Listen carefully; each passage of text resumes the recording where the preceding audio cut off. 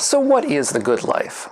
We'll look at two approaches to that question, one by the famous YouTube filmmaker Casey Neistat, and another by the very famous physicist Albert Einstein. Coming up.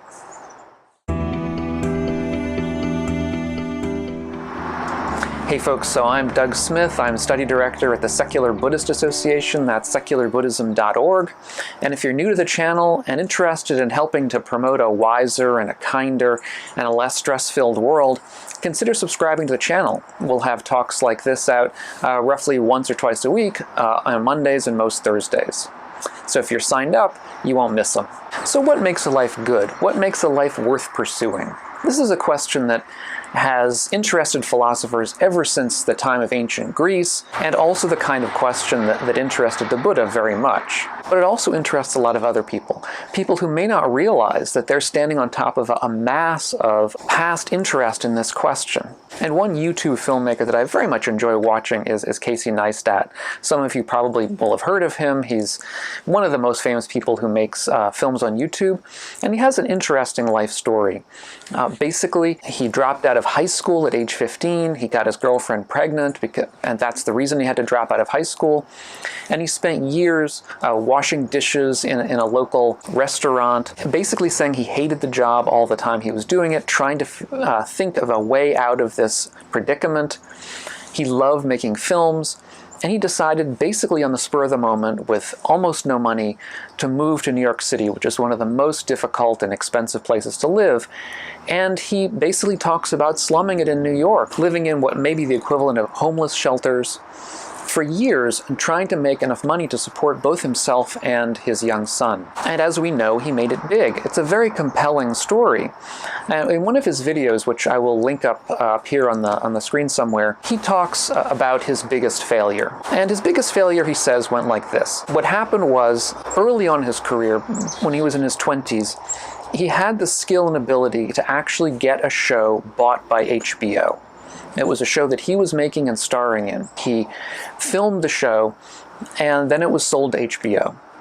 But it took several years before the show actually came out. And during that time, Casey's feeling was that he had made it.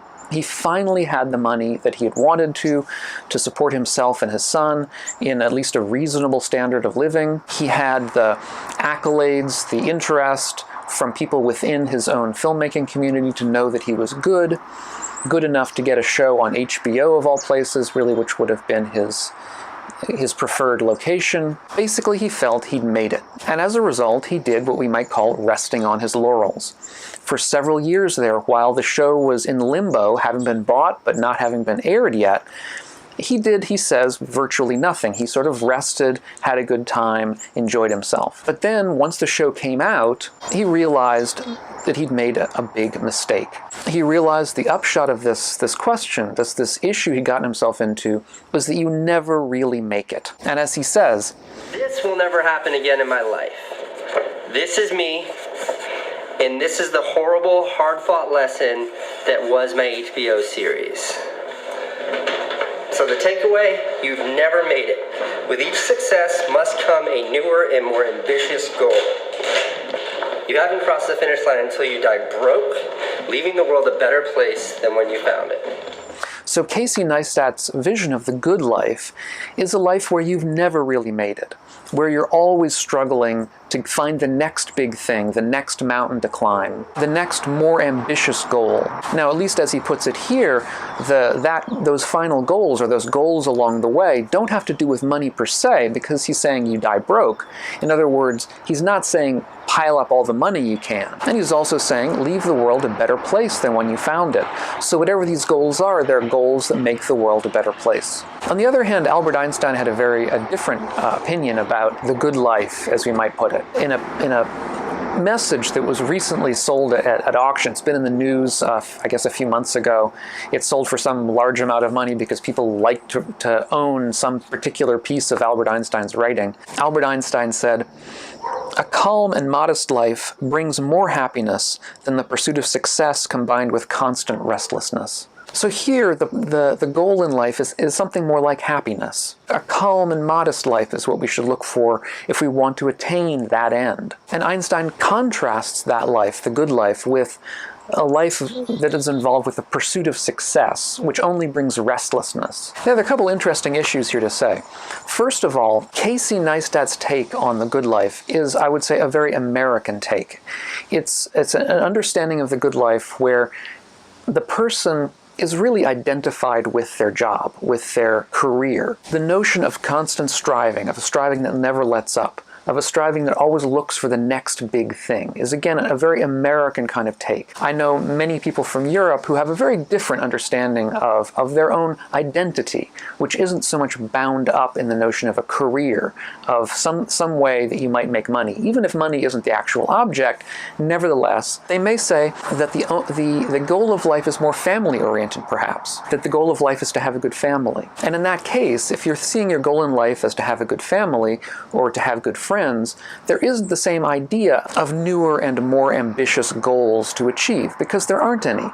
A good family is something, or good friends are something that you achieve through long effort, but not through striving ambition and goals. Similarly, Aristotle's idea of the good life was that the good life was basically the life of the philosopher, the thinker. That since we were by nature rational animals, this is a matter I've discussed in a prior video, which is not quite the same as what you'd find in Buddhism, but nevertheless, since we are by nature rational animals, our best life is the life in which we are realizing that which makes us what we are.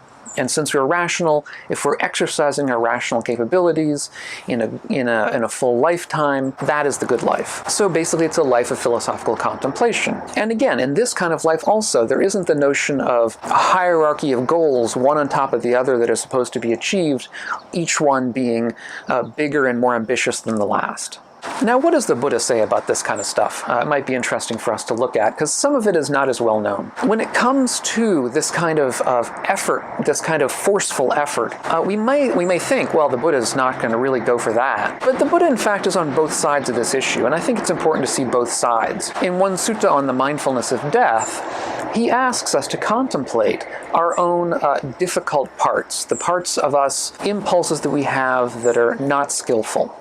We look into ourselves, we find at times hatred, we find at times greed, we find at times ignorance in various respects. We find when we look at ourselves this mass of unwholesome qualities. So the question is, when you see that mass of unwholesome qualities, the ways in which we don't live up to our best aspirations, what should our take be on that? How should we approach that? And the Buddha says in this sutta that we should approach that the way somebody whose clothes or hair were on fire. We should approach it with extreme effort. In fact, he says, in a long list here, he says that in this context, we would put forth extraordinary desire, effort, zeal, enthusiasm, indefatigability, mindfulness, and clear comprehension to extinguish that fire, or to undo those unwholesome qualities that we have.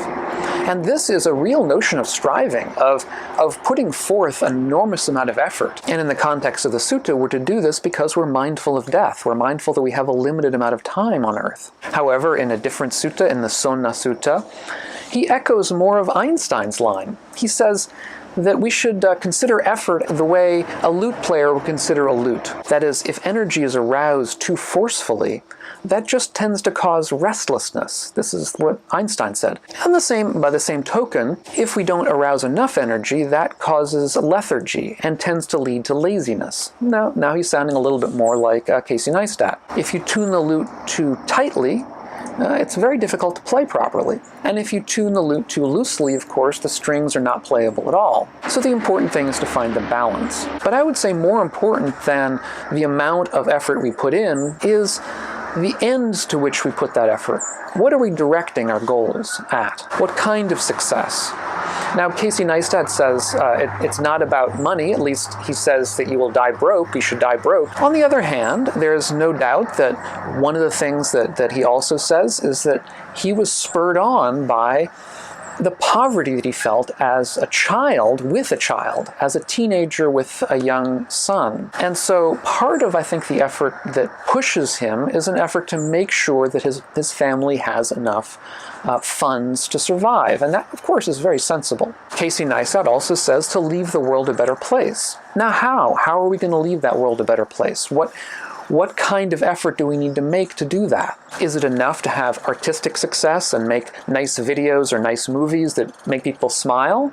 Is it enough to teach people something, to make their lives better in some way? Is it enough to develop theories of physics that allow us to have better lives by giving us a better handle on technology? Or, for example, is it, as Aristotle would say, that the best life is a life of contemplation, of a philosopher, simply because that is who we are. That is who we are as beings, as rational animals. Is the good life wrapped up in our career?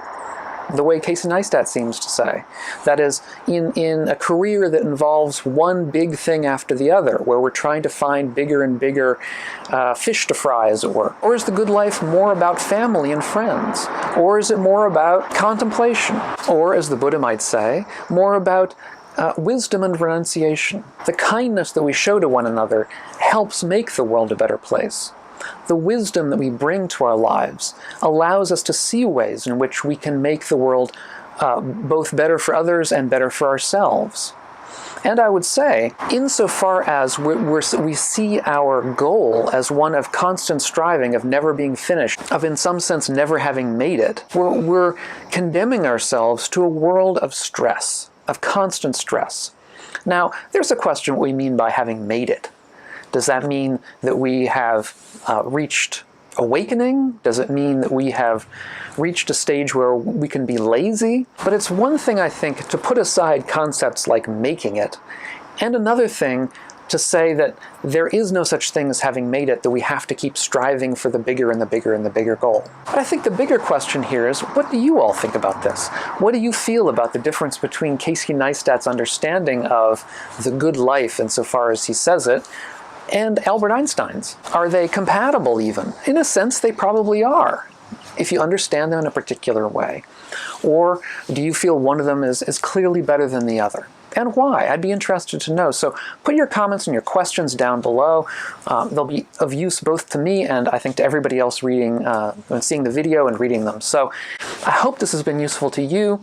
I hope that this kind of contemplation of what the good life might mean by using some actual examples from real people talking about their own lives would be helpful, I hope. Great to have you here. Thanks so much for your comments and your questions, and I hope to read some new ones down below, and we'll catch you on the next video. Bye-bye.